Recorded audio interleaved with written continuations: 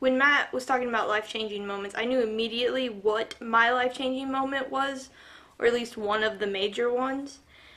And I was like, there's no way I can talk about that.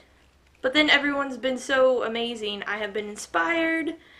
So I am going to talk about the first, and to me the most important, life change thing. I'm going to drink some of my Squeeze-It and work up the courage to do this. I am not very good at talking about my feelings. Never have been. Hopefully I will get better, but right now it's kind of difficult.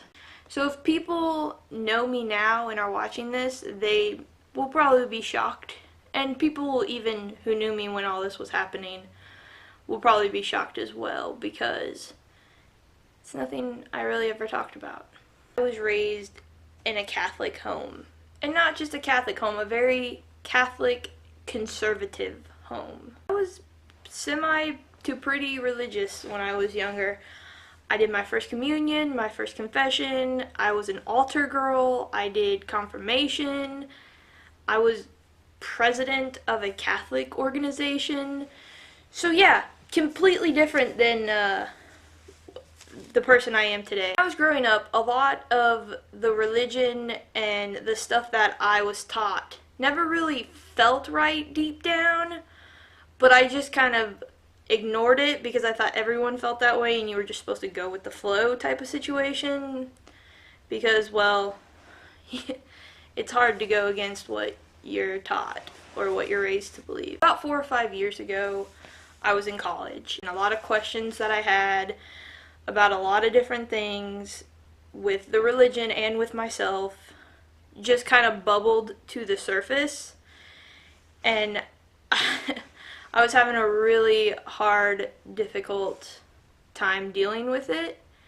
So I decided to not deal with it at all. I didn't want to talk about it with anyone because at the time I felt I had no one in my life that would understand what I was going through or be able to talk to me about it, because I just felt alone, and that sucked. I decided to take the unhealthy route and just push everything back inside and not think about it. And the way I went about this is I started looking at convents. I had decided I was going to become a nun because that would solve all my problems. I went as far as to emailing people and trying to figure out if a nun could be a scientist and all this different stuff. One night, I sat down, I grabbed a piece of paper, and I just started to write.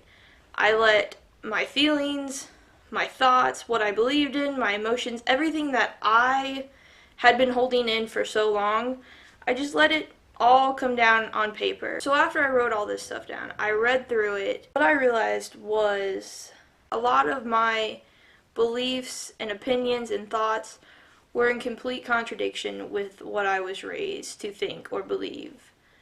And a lot of the things I was told were wrong and were not natural or moral were a lot of the things I was feeling. There was a lot to go through, from my religion aspect to me personally, the things I felt and thought, to, there's a pin right here. Wow, did not realize that. I'm not sure what possessed me to sit down and write that night, but I'm grateful that whatever triggered that happened, because if not, I would probably be in a convent right now, pushing down all my feelings and emotions and just trying to live a life that I thought would please the people around me.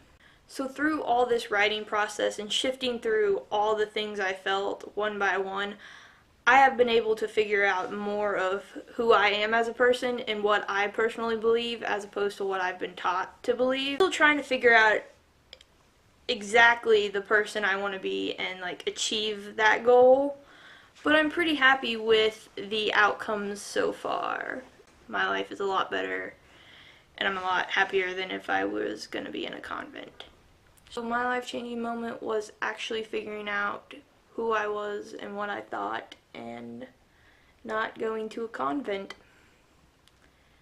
So yeah, that In conclusion, I believe that particle physics and any other thing in the entire world is easier than me sharing my feelings and emotions. So thank you for pushing me to do this because I would never do it on my own. Ever. Bye. Too many emotions must push away.